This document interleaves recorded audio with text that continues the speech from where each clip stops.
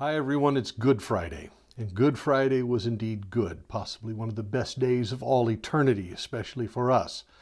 But being Good Friday didn't mean it wasn't a painful Friday, an excruciating Friday.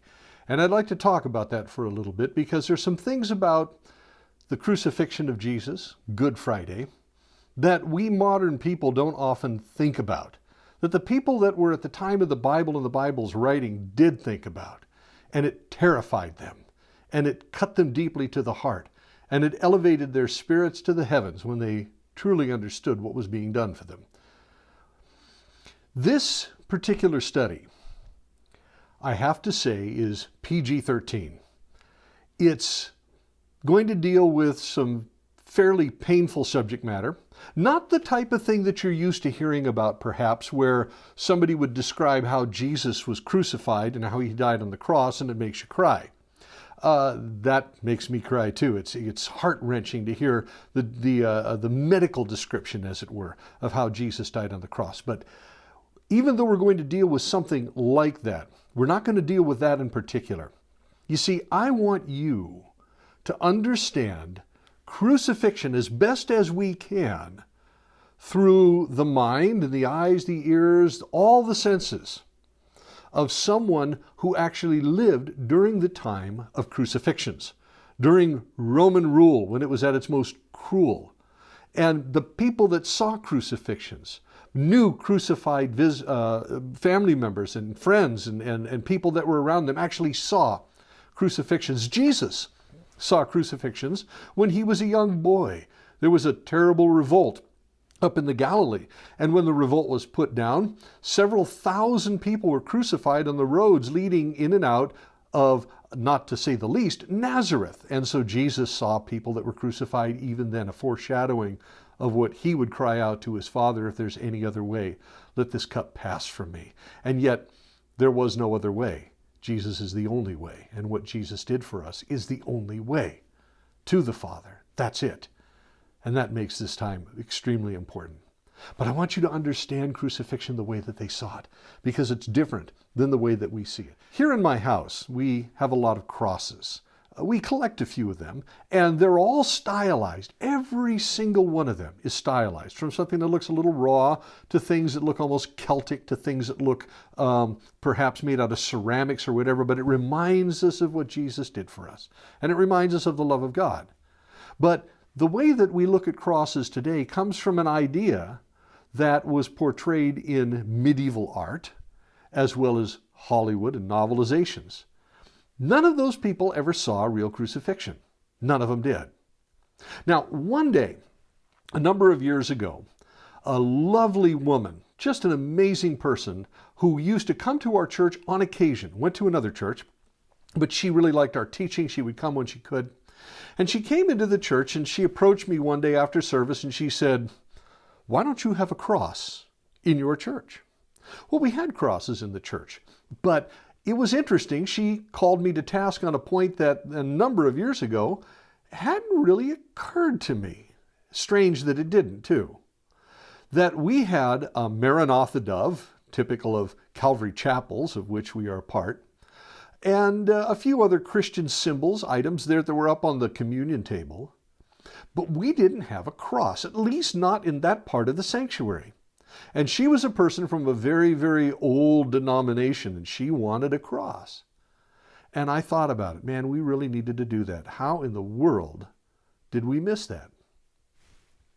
Anyway, we decided to build one. And I contacted a couple of guys from the church who were carpenters, and I asked them if they would build a cross for the church. But I asked that they would build a real cross, an authentic cross. And that cross today still sits in the corner of our church. It's life-size. It's authentic in the way that it's constructed. It's strangely and almost, it's weird that it could be, if it were a couple of thousand years ago, actually functional as a real crucifixion cross. Now, it's basically a log. It's a part of a tree. In our case, we used oak. They have oak in the Middle East, but Their crucifixion crosses could have been made out of a lot of different things. Sycamore, you know they had sycamore trees there, Zacchaeus and all. It could have been made out of mulberry. It could have been made out of olive wood, which is very, very heavy. But when you have a real crucifixion cross, it's a stunning thing because it doesn't look anything like our stylized crosses. It could have been just a tree stump in the ground with all the limbs hacked off of it. It's anchored firmly to the ground and it's in a permanent place. You say, well, I thought they just dug a hole and set up crosses. If they're doing a mass execution that's going to involve hundreds or thousands of people, perhaps. But in the case of a regular crucifixion, a standard crucifixion outside of a city, they would have a designated area outside the city where there would be standing poles mounted in the ground, or perhaps an old orchard of some sort with trees, even trees that still kind of branched out and stretched out. Because the branches there, people could be tied to them or nailed to them as well. But standing poles, a small grove of those would be standard, and they would be not on, as much as I like the song, a hill far away. Stood an old rugged cross. Rugged is an understatement, and it wouldn't have been on a hill far away from anything. It would have been right along the street. That's where they crucified people. When we produce this cross with all the wrappings of rope holding the crossbar and the sign up at the top that this is Jesus of Nazareth, King of the Jews, in 3 different languages, in the authentic languages, and we set it in the corner of the room, she came to church one day and she didn't notice it because it was big and it was off to the side, but it was powerful and it was cumbersome and it was ugly, grotesque. And she met me at the back door and she said, when are you going to get that cross? And I said, we have one. And she said, where? And I took her back in the sanctuary and I pointed into the corner. And she walked over to it and her jaw dropped and her eyes got huge. And she said, that's like a real one, isn't it? Yes, it is. It's the way it looked. And let me tell you how it worked, because it will tell you how these people in ancient times actually thought. Now, back in the 60s, there were some people that were probably digging a ditch or a hole or laying a foundation for a house somewhere in Jerusalem, just outside of Jerusalem. And they came upon an ancient tomb. This happens quite frequently, in fact. Every time you dig a hole in Jerusalem, you hit something. Something is there. And this is outside the old city walls. And as they dug into the tomb, they found the tomb was loaded with what's called ossuaries.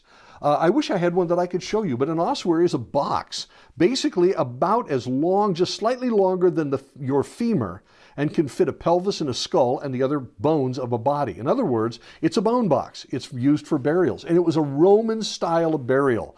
The Jews had actually adopted it because the Romans were the occupying force, and it was actually a very smart way of burying people when you're short on space. The way the Jews did their burials back in those days was that when a person died, they were wrapped up like a mummy, taken into a tomb. You'll hear the story, of course, of Jesus being set in the tomb in exactly the same manner when we talk about the resurrection in our next message. But they would take a person and set them in a tomb like that, and then they would roll a stone in front of it or whatever they would do, and then they would go away for about a year. A year later, the body has decomposed. As I said, this is PG-13, so this is kind of, strange stuff to talk about in a sermon. But the body is decomposed, and all you have left are the wrappings and some dried, what they call desiccated tissues and bones. And they would collect the bones, the family would, or they would pay somebody to do it in case ceremonial cleanliness was an issue. And they would put the bones from the shelf where they had laid the body into this bone box, take it to a different part of the tomb or another tomb, and rebury it because it took up so little space. And then they would reuse the tomb where they had laid the body. This is what, of course, was going on when Jesus was laid in Joseph of Arimathea's tomb, a tomb in which no one had yet lain. In other words, it was brand new. It hadn't been used, and now Jesus was using it again, like reusing the tomb, because this is what they did. So the excavators cut into this tomb, and they found all these bone boxes called ossuaries. That's what they called the box. They're clay, and on the outside of the box, when there's a lid on it, on the outside of the box, there's the name, typically, of the person whose bones are inside the box. And they found one. The name was Yohanan ben Hagkal. Yohanan ben Hagkal. Now, to keep it simple, His name was John, the son of Hagkal, and we'll just call him John. But John, his bones were inside the ossuary, and that's kind of a rare find too, because in ossuaries, bones tend to go to dust, or sometimes the ossuaries are just pillaged and you find them in fields and what have you, or even in some places, this is very bizarre, used for planter boxes. Ooh. Anyway, they found this box, it had his bones in it. So it goes to a group of researchers and it sits around for a while. They open up the box and they begin to eventually examine the bones, and they make a discovery that is shattering. Inside the box, they find Johanan, John's heel bone, separate from the rest of the bones in his body, because it's obvious, and once again, PG-13, his feet had been nailed together and then cut off. While he was dead, they were cut off. So again, gory, but at least he was dead at the time it happened. Now, what was going on here? They had discovered the first physical evidence of an actual crucified individual. That had never been found before, never been seen before. There were some speculations about some people that had been crucified because they examined bones from ossuaries and the bones were twisted, because that can happen when somebody is crucified. It's incredibly cruel. But in this case, they actually found the heel bones with a nail right through them. And the nail was bent back on itself. So evidently what had happened was John was crucified. And when the nail went through his heels, they put his feet together and went right through the heel bones. That the nail apparently hit a knot or maybe a stone that had been caught up in the tree while it was growing, and the nail bent back. When John was dead and they tried to take him down from this crucifixion cross, they couldn't get the nail out. So they ended up cutting off his feet, PG-13, sorry, and then hacking out the nail and then giving the feet with the nail through it and the rest of the body to the family, who in this particular case apparently were wealthy and influential, because typically when somebody is crucified, their body is left up on the cross to rot, so that it basically is up there for a really long time until it literally physically rots off the cross, which is again part of the horror of this whole thing. Well, he was taken down and he was buried in a family tomb. And I'll tell you a little bit later why that's not typical, and it's really important to know why. It's really, really important to know why. So they found his feet in this condition. And now they realize, these forensic archaeologists begin to examine his body. And they find that there are certain peculiarities to his skeleton that they had, really, it told the story of crucifixion. First of all, the nail through the feet. Well, we'll get to that in just a second, and what that actually comprised. But the second thing that they found was the bone in your arm that's right here. Now, I'm not an anatomist, so I don't know, what all the bones are called, but the top bone in your arm, they found a nick in the bone right there. Apparently, the nail went through the forearm, not the wrist or the hand. That doesn't mean that nails in other people could have gone someplace else. But in his case, it went through right here because they found a notch. And apparently, that's where the nail went through, and on the other arm as well. So it appears that he was nailed through the forearms when he was crucified. The next thing was that they found that his legs above the knees were shattered. They were broken. This is typical of crucifixion, that if you want somebody to die quickly, mercifully, you got a family member who's on a cross, a friend who's on the cross, and that's a bigger problem than you know.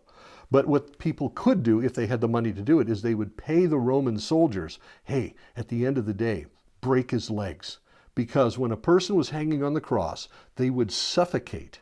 And breaking a person's legs would actually speed up the process of death, because in order to die on a cross, you have to pull yourself up to exhale and then let yourself down to inhale. But if your legs are broken, you can't push anymore, and you die much more quickly. It sounds horrible, it is, but it's much more merciful, because a person could last on a cross from 1 to 6 days. That's kind of a record at 6 days because of dehydration and everything else. How could a person's got to be in tremendously good physical condition to last even that long? Jesus, as you know, was dead in a matter of hours. And of course, he'd been through an awful lot more. But Ben Hagkal's legs were broken at the knees. and that apparently caused him to die quickly. And then, of course, you have the thing with the feet and the ankles. Now, here's the deal. When he was on that cross, apparently, when they went to put the nail, they went to nail his feet there, they had pushed his knees together and then sideways, and then put the nail through his heels, so that he was in a very grotesque, excruciating position. Excruciating. You ever thought about that word? Excruciate. Out of the cross. That's where the word comes from. Out of the cross. Excruciation means like it's pain, like being crucified. So Ben-Hagkal was crucified in this interesting position. But what else they found about him is fascinating. Because of the angle of the breaks in his legs, PG-13, the angle of the breaks in his legs, it tells us that he was crucified at eye level. In other words, he wasn't on a post that was like 9 feet off the ground or 12 feet off the ground or something like that. He was crucified at eye level. You say, that's really strange. No, it's not. As a matter of fact, that was how they did it anywhere you did it, especially in the Roman Empire. Now, I want you to think for a second. The Greeks were philosophers and artists. They had acquired crucifixion from the Persians, and there were lesser groups out there and empires that actually employed it too. But it finally came to the Greeks, and when the Romans began to conquer the Mediterranean world, they adopted crucifixion as a way of terrorizing people who would disagree, or be disagreeable, or murderers, or whatever, people that the empire itself found offensive, and they wanted to make an example of them.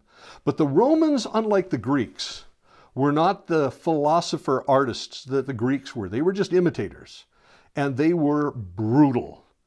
And when it came down to crucifying people, they didn't care about nice, squared off, chiseled out crosses. What they cared about was getting the guy up there so that he looked grotesque and ugly and shameful, and that's a very important word we're going to come back to, so that when people saw this person on the cross, there was nothing pleasant about the sight, nothing artistic about it, as if there would be anyway.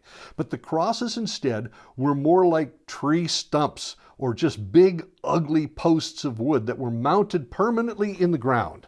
And there would be a notch cut near the top about, well, for me, where I'm standing, I'm 5'10 3/4, and it would be just about head level. There would be a notch in the post itself. Now, here's how crucifixion would happen, and here's how a person got on the cross at eye level. First of all, we'll start over at the fort, the prison, wherever the person is. They might be beaten, they might be flogged, they might be scourged. Jesus, of course, was scourged and beaten savagely. It's amazing he even survived all of that. Either way, the soldiers will soften up the prisoners just to make fun of them and humiliate them, because crucifixion is intended to be humiliating and shameful in the eyes and minds of the people who lived back then, who very much lived by shame and honor. You shame somebody who is being crucified, and wow, it has a tremendously bitter effect on everybody around them. In fact, if you're a family member of a person who is crucified, after that person is dead, you're disassociating yourself from them, because it's a shame that they were crucified, and your family is now permanently shamed by their crucifixion. That when somebody meets you, oh, you're the one whose son or uncle or whatever was crucified. We can't talk with you. We won't even fellowship with you. We won't even exercise hospitality towards you. That's huge in those days. It's so devastating. People would disassociate themselves from you if you had a friend or relative who was crucified, which is one of the reasons why the Sanhedrin wanted to put Jesus on the cross in the end, because they knew that if they could get Rome to crucify him, it would scatter his disciples permanently, because they could no longer associate with this rabbi who was crucified and shamed to such an enormous degree, the worst shame that anybody could ever have happen to them. That's how they thought. Of course, we know Jesus beat the system, and it didn't stop the guys. But, of course, the Sanhedrin, they thought it would. So, it's incredibly shameful. They'll take this man, they'll beat him, they'll flog him, whatever they decide to do, and then they give him the cross piece to carry, because the cross piece itself weighs 70 to 90 pounds. That's about average. He's not going to carry the whole cross. The whole cross, if it were the whole cross that he was carrying, would be too much for any man, even in good health, to be able to carry. Now you say, well, that's not what I've seen. That's because we've seen what medieval artists in Hollywood has done with it. Even the actor Jim Caviezel, from the actor who played Jesus in The Passion of the Christ, he carries this great big cross a very great distance in that movie. But Jim Caviezel, as an actor, when being interviewed, admitted that the cross itself weighed about 135 pounds. It was made out of extremely lightweight wood, and it was hollow on the inside so that he could carry it, and it still weighed 135 pounds. You get a regular cross that's solid, it can weigh 400 to 500 pounds when complete. This is not going to be carried by any one man. So the cross piece is what they carry, the patabulum they would call it, and he would carry it over his shoulders and carry it out to the place of crucifixion. The way it would happen, the man would be handed his cross piece by 4 Roman soldiers. There would be 3 of them accompanying the man with spears, and they would be fully armed and armored. Of course, the 4th man is out in front with a pole carrying a sign on it. And the sign is going to be what's hung at the top of the cross. Sounds like Jesus, doesn't it? Same thing that Pilate did. And the sign says, this is what this man is accused of. This is what this man has been found guilty of. And in Jesus' case, this is Jesus of Nazareth, the King of the Jews, in 3 different languages. For anybody else, it just might say murderer, thief, or insurrectionist, or something else, criminal. And it would be up on the sign because that's going to get posted so people know why that man is up on the cross. So the Roman soldiers take this guy and they escort him brutally, probably whipping, kicking, humiliating, people along the road being horrified or maybe even amused by this whole thing. And they take him outside the city gates to the crucifixion site, which is right along a main road outside the city gates. Not inside because it would compromise the sanitation aspects of the city, and they don't want to do that. But outside, they want them as close to the road as you can put them because people need to be able to walk by and see what happens to somebody who disappoints Rome. See what happens and what their accusation is to someone who has gone against the system. So they put him right by the street. So they take this man, they get him out to the crucifixion site. Here are the standing poles that are there, notches cut into the top about head level. The poles aren't very high. And they would take the man and throw him to the ground. Of course, he's already tired, he's beaten, he might have been flogged or scourged.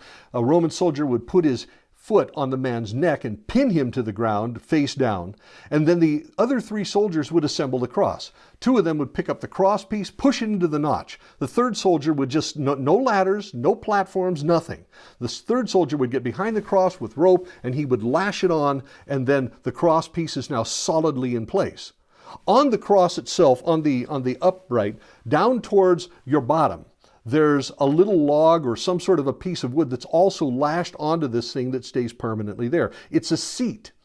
Now the seat is there not to give the guy a little mercy, a little comfort. He's hanging on the cross, he gets a chance to sit down. What it does is it prolongs the suffering. Because if the man can rest, even for a few seconds, even a few minutes, his body can begin to recompose itself somewhat, and the suffering, the excruciation of the experience gets longer and longer and longer if he can rest and catch up. So they put the seat there just to prolong the suffering. It's not an act of mercy.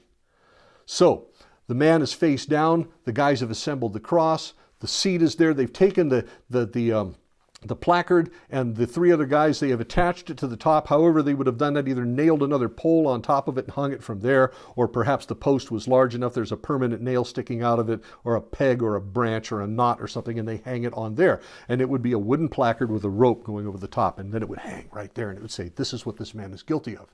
Then they go over and they get the man. They stand him up and they push him back against the cross itself, these 4 Roman soldiers. So this man really can't resist. They're going to push him against the cross and they're going to lash his arms to the cross piece with rope. That's how they start. You say, well, what about the nails? Most crucifixions, as far as anybody can tell, through forensic examinations of any sort, because there is a lack of evidence of nail piercings in ancient skeletons, seem to indicate the possibility that most crucifixion victims were tied to a cross and not necessarily nailed. Apparently they saved the nails for whom they considered the really dangerous people, or the really bad boys that they really wanted to inflict pain on. So then Ben Hogg calls case, in John's case, they would push him up against the post. He is on his feet. His feet are on the ground. They push him up against it, and they tie his arms to the post. And then they would have grabbed his feet, picked them up off the ground. In the case of John ben Hagkal, they would push his knees off to one side and then put the nail right through both heels. Before they do that, they would put the nail through a small piece of wood, just a little thin, like a sliver of wood, to act as a gasket so his feet don't slip off the nail. PG-13. I know it sounds just horrible. It's supposed to. If I were to go into all the details, it would be an awful lot worse, and then we're past PG-13 and nobody's going to watch this. So the nail goes through the wood, and then it goes through both of his heels and into the wood. Then, where his arms are tied, they put the nails through his forearms, John's forearms anyway, and then they could either remove the ropes or just leave them on there. It really didn't matter. He was nailed to a cross. And now he's at eye level, but if he slumps down, then he's slightly below eye level, but his feet are off the ground. He's suspended between heaven and earth, as we would say concerning crucifixion victims, but he doesn't have to be 9 feet in the air to do it. And besides, remember, the Romans are brutal. They want to get the job done. They're not going to go through all that work. Why would they? Why should they? Just get the job done. The people are going to be horrified. More than that, since he's so low, if somebody hates this man or wants to abuse him in any way, they can walk right up to him. They could spit on him and do worse. He's low enough where birds can perch on the cross and on him, and they'd peck at him. Dogs could come by, and they could, they're scavengers. They could begin to bite on him, even so, while he's alive. It's a horrifying thing. Another thing, and this is something, once again, PG-13, that he would be put up there naked. Now, crucifixions were done to people in order to humiliate them. Some people say, well, Jesus probably wasn't put up there naked. He was a rabbi. The Romans don't care. And the Sanhedrin wants him shamed and humiliated because they know that his disciples, if they are shamed by being associated with a crucified man, will scatter. So they're going to go the maximum distance with this. Like John, Jesus was probably hung on the cross naked, part of the shame. To the Greeks, that's shameful, but it's not that horrible because they're used to the aesthetics of the body. You can tell that in their art. The Romans, kind of the same thing, not as much, but somewhat like that. But the Jews, it was a big, big deal. The humiliation of being found naked, especially in the presence of a mixed group of people, men, women, children, young and old, and exposed there on the side of the road. Just a horrifying thing. So Ben Hagkal, like Jesus, was attached to the cross naked. Once you're on that cross and the nails have pierced your flesh and the people start backing away, one of the first things that happens to a person physically on that cross that adds to the humiliation and the shame is that they lose all bladder and bowel control. PG-13, you see. So it's an incredibly vicious, filthy, bloody experience. And then the man just hangs there until he dies. But he's not hanging still because in order to breathe, I already mentioned, he has to pump himself up to exhale, let himself drop in order to inhale. And this can only go on for so long. So you will see a crucified victim rubbing their back up and down along this splintery piece of wood and just trying to breathe, trying to survive. This is the worst part of it because it's like drowning, except it just goes on and on and on. With a metal nail through your forearm, which hits the radial nerve. Imagine iron on an electric wire. That's the way it would be for them. And of course, through the ankles where there are lots and lots of nerves in your feet, and this just sets it off even worse. That's how John ben Hagkal died. Let's say that you're someone who lived back then. You're someone who lived at the time of Jesus. You're someone who walked with Jesus, or didn't. You're a peasant. You're going to Jerusalem. You're coming down from the north and you're walking along a road and you realize the city is getting very, very close. And as you're approaching the city and you begin to look ahead and you're getting into the city, and this is a very exciting time for you. You've been looking forward to coming to Jerusalem. The first thing you see as you're beginning to get a little closer to the gates is you see birds circling in the air. Well, this is nothing unusual. Animals die all the time, sometimes people, but right at the gate you have birds circling. This is not a good sign. And then you begin to hear sounds Sounds of screaming, sounds of wailing, sounds of laughter. But all of them sound cruel. None of them sound good. As you're approaching the gate, you see the birds, you get closer, you begin to hear these sounds, and they are very uncomfortable sounds. You know when you've heard sounds like this, it sends chill up your spine like there's something very, very wrong here. Oh my. Then you begin to approach the location where the crucifixion is. It's outside the city gates. It's right on the road. And you see the construction of the cross, and you see there's somebody on it. Maybe there are several people being crucified there. And there are signs overhead. And it's a disgusting sight. It's a hideous sight. It's a terrifying sight. Terrifying because it is an act of terror by the Romans against the people that they are very, very, very excited about convincing, don't mess with us or this will happen to you. Well, you may be going to Jerusalem on religious purposes. You're not supposed to touch an unclean body. You don't even want to get near one. The smell becomes overpowering because it smells like roadkill, lots of it, because the whole site would commonly smell that way for a long, long time, unless there was a rain or something to begin to wash that odor away. So the overpowering smell begins to kick in, and you approach and you see the crucified people along the road on the left. You see the signs over the top of the person's head. You might see insurrectionist. You might see something like criminal, thief, and what have you. But all of it says when you see that person on the cross, the horror that takes place in your own life, you are cringing and perhaps doubled over with just sort of a sympathetic agony to the excruciation that this person is going through. The maximum humiliation. I don't want to look, but I'm forced to see because of where this is. This is right on the road. There are people here. How can I not see it? It says when you see that crucified person, the enemy is won. Rome, the great oppressor of the people, they prevailed here. And they prevailed in such a way that the power of Rome is seen in their ability to put people down to the lowest point they could ever go as far as shame and humiliation goes. It's a slow and it's a hideous death as you're passing by. You're seeing a person that's rejected. Maybe a person, once again, that's being mocked. People approaching that cross and wagging their heads and drooling or whatever they're going to do just to try and mock the person and show that I'm not associated with them and they deserved what they got. Maybe they'll garner some favor from people that are supporters of Rome. The dogs circling the cross, the birds circling overhead. And maybe there's another body up there from a previous crucifixion just left to rot.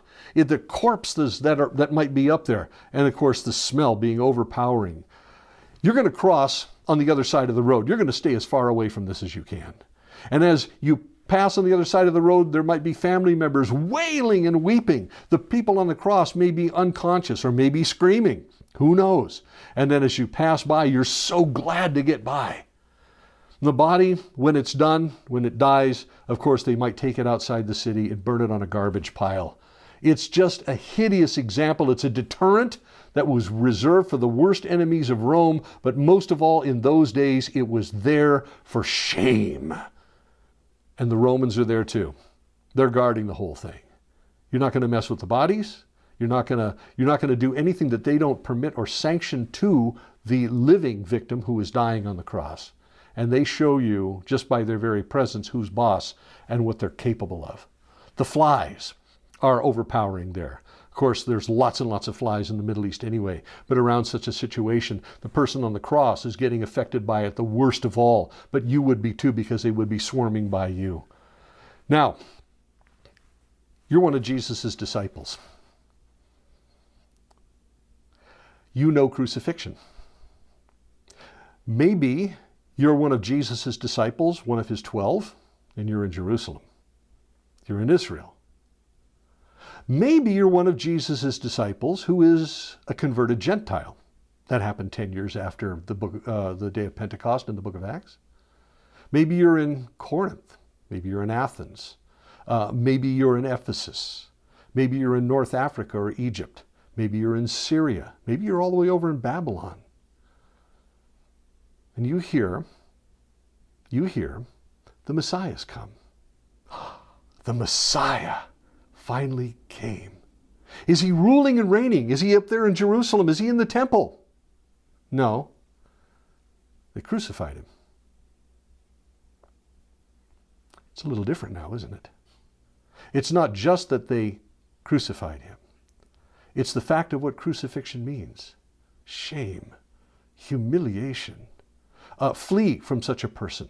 Don't associate yourself ever with such a person, because it's the most shameful thing you could do, associating yourself with a crucified victim. Other than being crucified, it's the most shameful thing. Don't do it. My Savior was crucified. But imagine, take it one step further. You're one of Jesus' 12. Jesus hasn't gone to the cross yet. He's teaching you. He's spending that time with you. He's discipling you. And as his disciple, one day he turns to you and he says these words. If anyone comes after me, let him deny himself, take up his cross, and follow me. For whoever desires to save his life will lose it, but whoever loses his life for my sake will find it. Wait a minute.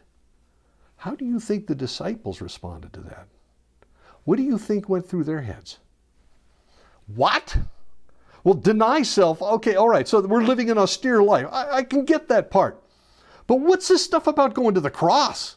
Are you kidding me? We can't have anything to do with that. Look, Jesus, you're going to be the king. You're going to be the master. You're going to take the throne of David. You're going to throw out the Romans. They had the wrong idea about Jesus, of course.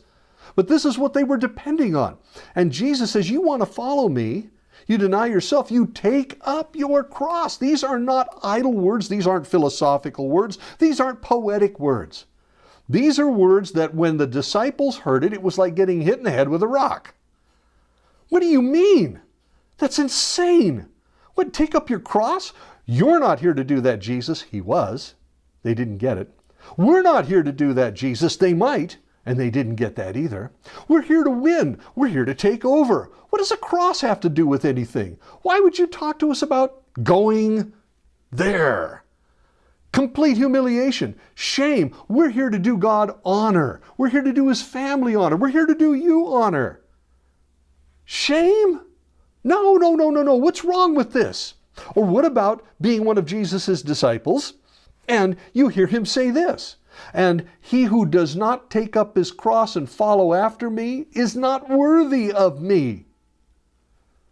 He who doesn't take up his cross and follow after me, in other words, following him all the way to crucifixion when they still didn't believe he was going to get crucified. What are you talking about? That's insane. He must be talking figuratively because, well, he doesn't usually do that, but he must be talking figuratively because he can't mean that for real. Nobody's going to get crucified here. We know what that's all about. That's shameful. Nobody will associate. It'll break up the band. What do we do with all of that? What must have gone through their heads? It must have knocked the wind out of them. What does he mean by that? We're not following him to some terrifying execution, his or ours. We're here to usher in his kingdom. That's over in Matthew chapter 10, by the way, verse 38. Matthew 10, 38. Or what about over in the book of Luke? Jesus is still speaking to his disciples. He hasn't gone to the cross yet. He's a little ways from that.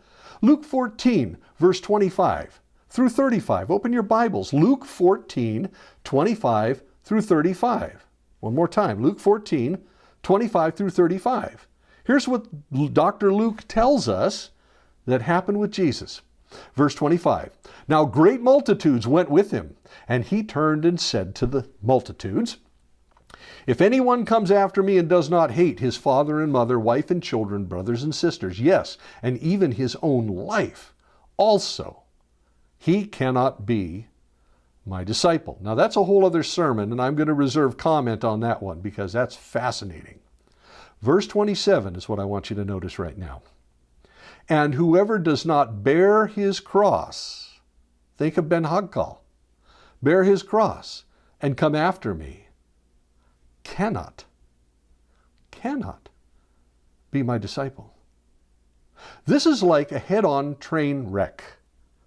Something that, no, this is not what we do. This is not what we talk about. This is not what anybody talks about. This is nuts. What are you talking about?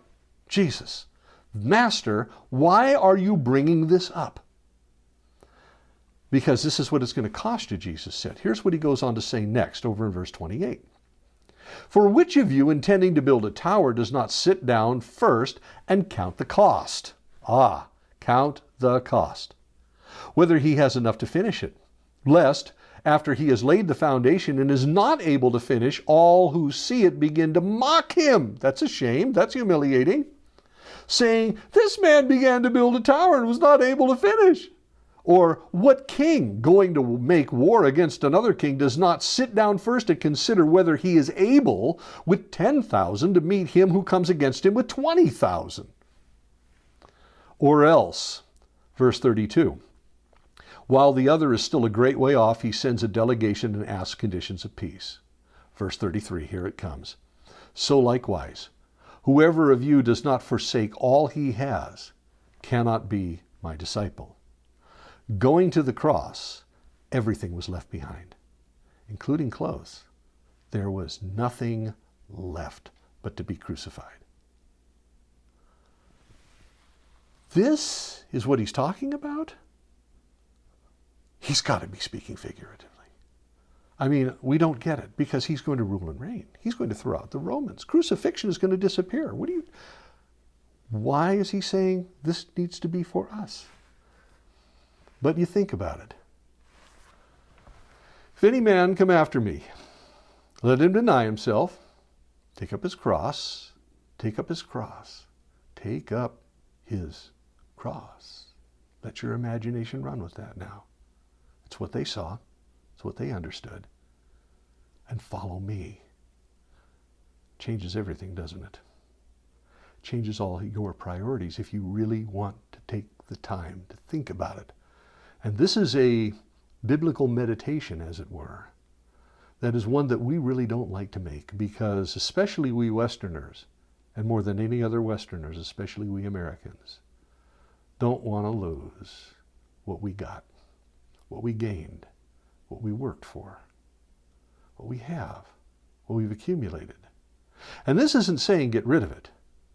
This is saying, as Paul said, with all that I have gained, I count it all loss. I count it all loss for the sake of knowing Christ. He's a man who but very definitely crucified all of that. Went to his cross and went right through it. How about this one? You know what crucifixion is now. You know all the things that I described, and you see it through their eyes. You smell it through their nose. You can almost taste the air and the foulness of it. And you're familiar with the horror of the thing because you've seen many, because the Romans just did this. The Apostle Paul, of all people, comes to you and he says to you, in this case in writing in Galatians 6:14, he says, God forbid that I should boast in anything except in the cross of our Lord Jesus Christ. Who boasts in a cross? It's not even a Christian symbol at the time as far as artistic speaking. Boast in crucifixion? Boast in a cross? Are you kidding me? That's insanity. Nobody would do that. That's shameful. Yeah, and Paul comes and says, God forbid that I should boast in anything except in the cross of our Lord Jesus Christ. And then he adds these words, by whom the world has been crucified to me, and I to the world. That alone is a whole other sermon. And that's one that you're going to have to listen to the Lord to teach you on. That when I look at the world, a crucifixion, that's what the world is to me. I don't want that world anymore. And it might be excruciating seeing it that way. But that's the world to me. And I to the world.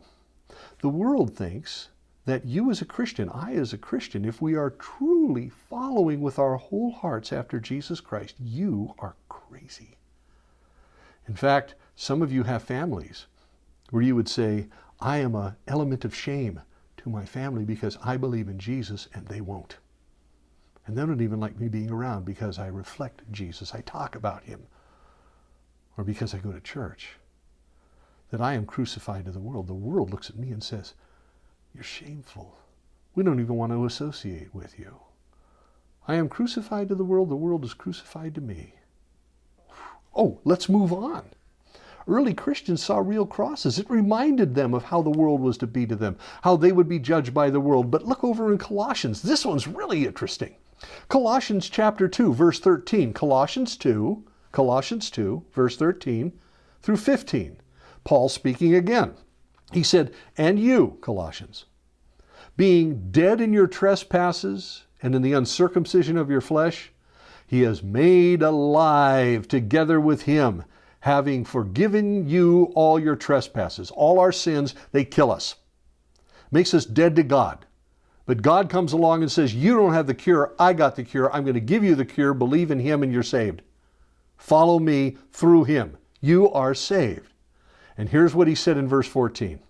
Having wiped out the handwriting of requirements that was against us. I broke God's law. The requirements were I kept these things. I didn't do it. Not outside, not inside. The requirements were I keep it for me to go to heaven.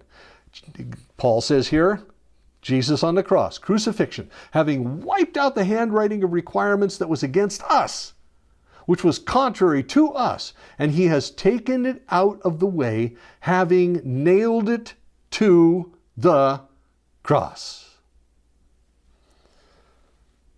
The requirements against us, the law that we broke because we didn't keep the 10 Commandments. We didn't keep the 613 commandments that the Jews keep. We broke the laws. We broke laws deep down in our heart, thinking nobody would see it. God says, even those I can get to. And I've taken those requirements against you. The written laws that were the code that says you broke these codes. Nailed it to the cross. In other words, Jesus crucified. When he died, the codes died with him, if you believe in him.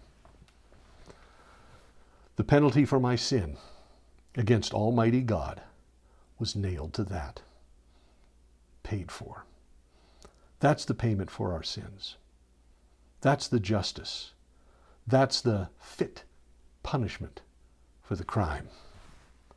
This one really gets me. Hebrews 12, verse 1 through 3.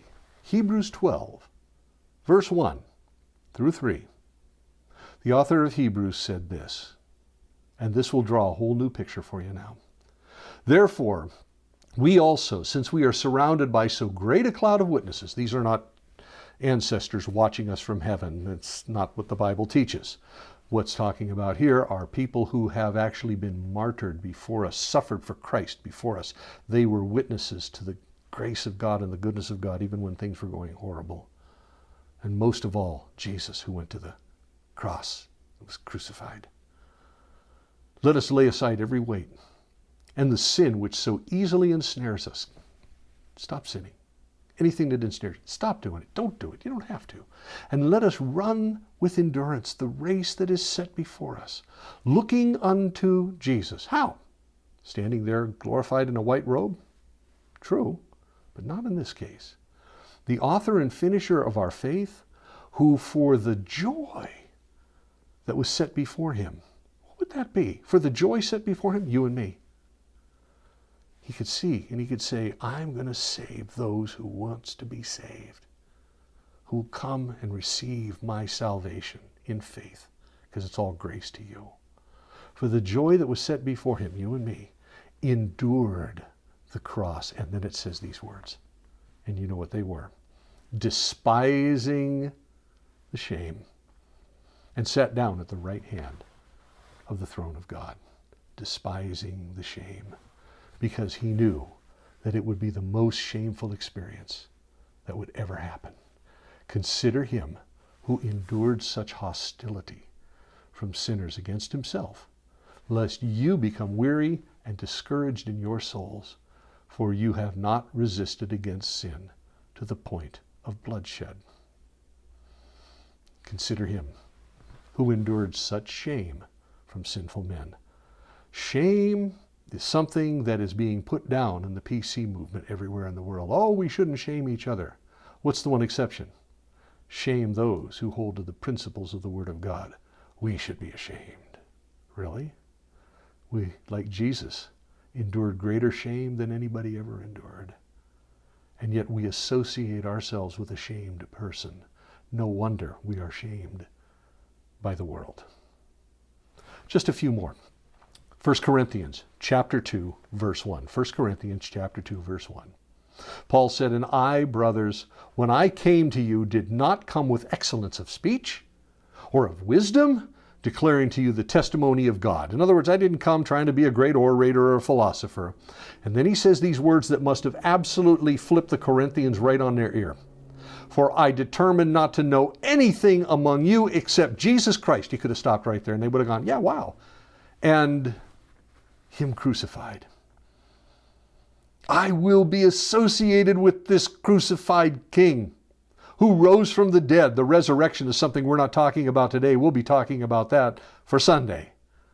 But nonetheless, he was the crucified King of the Jews, the crucified King who takes away the sins of all mankind. I determined to know nothing among you except Jesus Christ and him crucified. That must have spun their heads. Why would anybody associate with a crucified man? You can't do that. That's to your shame. No, Paul said, it's to my glory. When we understand this, the shame that Jesus endured, and Paul telling us, I just want to know him crucified, and I want to preach him crucified, we begin to understand God's love for us. It's the knowledge that we did this to him. It's the knowledge that he did this for us. How about this one? Galatians 2:20. I have been crucified with Christ. What? I have been crucified. You want to be crucified? You want to be associated with crucifixion? I have been crucified with Christ. It is no longer I who live, but Christ lives in me. And the life which I now live in the flesh, I live by faith in the Son of God, who loved me and gave himself for me. How deep was that giving? Crucifixion. Crucifixion. Galatians 5:24. And those who are Christ's, ooh, you're not going to like this one. Those who belong to Christ have crucified the flesh with its passions and desires. The people who heard Paul say this understood the ramifications of his words. My old life, the nature that is in me that leans towards wanting to sin against God, to rebel against him, my old sinful ways, nailed on that cross there with Jesus. Oh, but that's brutal. That's so horrible. That's why my old man, my old nature won't go away quietly or easily. And frankly, when you think about the cross and the shame, you realize this is what God thinks of my old nature. That's what it looks like. Now let it die. Follow me. Follow my Son. 1 Corinthians, back to that. Chapter 1, verse 18.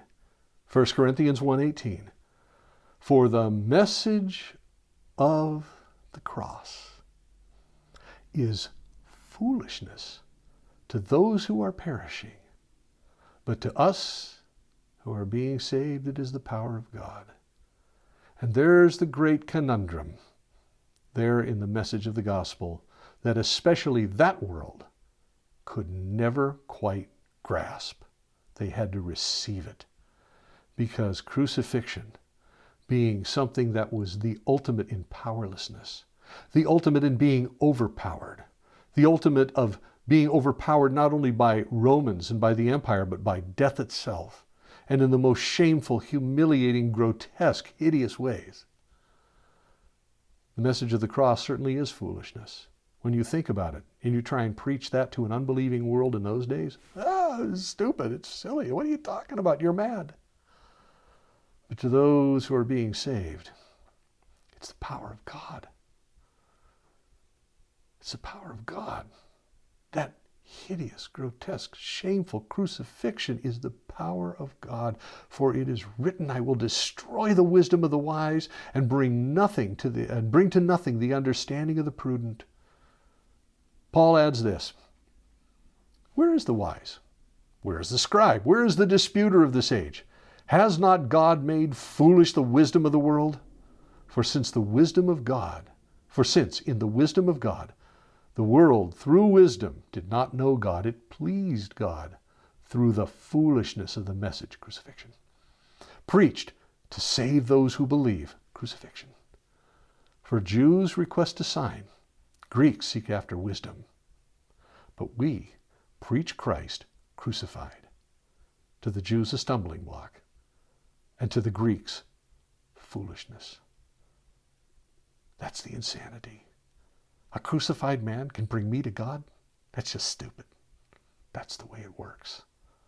That's what God chose to do, because nothing would show his love more deeply and more wonderful. Crucifixion. There's so much more we could say about it, and I'm going to end it here. The crucifixion of Jesus, the Son of God, God incarnate, God who took on human flesh, could cry and bleed and die and become a corpse, be put into a tomb, and as we'll see soon, raised on the third day. The crucifixion of Jesus is the place where all time and eternity meet. It's the center point of all history and the history of mankind. It's just a little piece of wood. Man, if you were just to take a picture of it and then walk back and back and back and back, it just evaporates into the whole landscape. It was small, the height of a man. One simple, filthy, bloodied piece of wood. One simple, sinless man fastened to it. It's hideous, it's horrifying, shameful, it's degrading, it's excruciating, it's vile.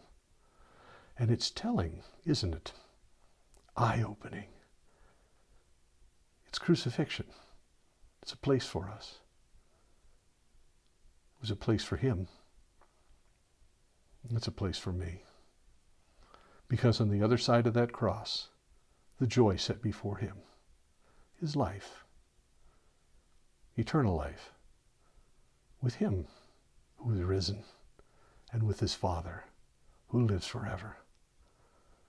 For I have been crucified with Christ, yet it is no longer I who live, but Christ lives in me. And the life which I now live in the flesh, I live by faith in the Son of God, who loved me and gave himself for me. Amen and amen.